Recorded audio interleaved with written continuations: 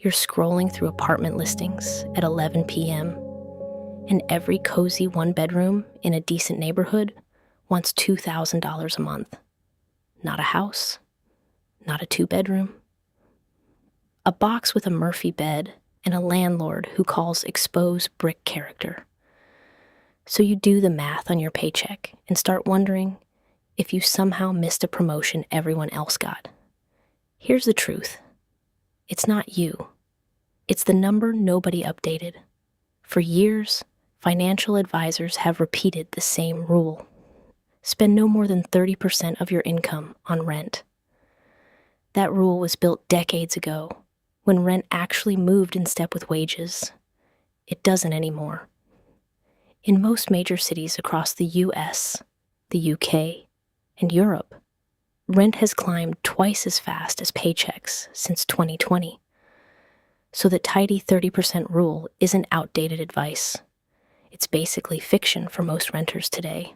Let's do the real math on a $2,000 rent. Using the old 30% rule, you'd need a gross income of $80,000 a year. Sounds doable, right? Except that number ignores taxes completely. After federal tax, state tax, and basic payroll deductions, $80,000 doesn't leave you with $6,700 a month. It leaves you closer to $5,200. Subtract that $2,000 rent, and you've got $3,200 left, which sounds fine until you actually list what's competing for that money. Meet Sarah. She makes $65,000 a year, which is close to the median income in most of the cities where $2,000 rent is normal. After taxes, she's bringing home about $4,200 a month. Rent takes $2,000 of that immediately.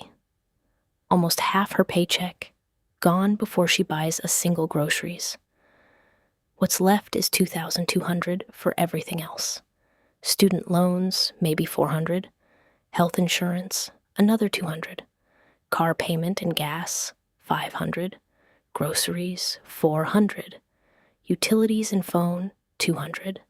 That's $1,700 spoken for, leaving $500 a month for savings, emergencies, and any version of a life outside her apartment. $500.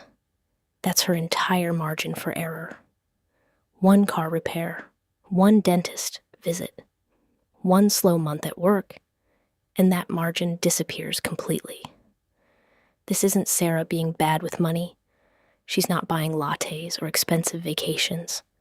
She's doing everything the personal finance blogs told her to do, and she's still one bad week away from her credit card. Here's the number that should actually replace that broken 30% rule. To comfortably afford $2,000 in rent, with real breathing room for savings and emergencies, you need a household income closer to $110,000 a year. Not 80, not 65. And most renters paying $2,000 a month are nowhere close to that number, which means most of them aren't actually affording their rent. They're just absorbing the difference through stress, debt, or delayed savings. So if you've been staring at your bank account after rent hits, wondering what you're doing wrong, stop looking for the mistake. The math was never designed around your paycheck. Rent outpaced income, and the old rules just never caught up. Knowing the real number won't lower your rent tonight, but it might stop you from blaming yourself for a gap that was never yours to close alone. If this helped you make sense of your own numbers, hit subscribe. Penny's got a lot more math like this coming.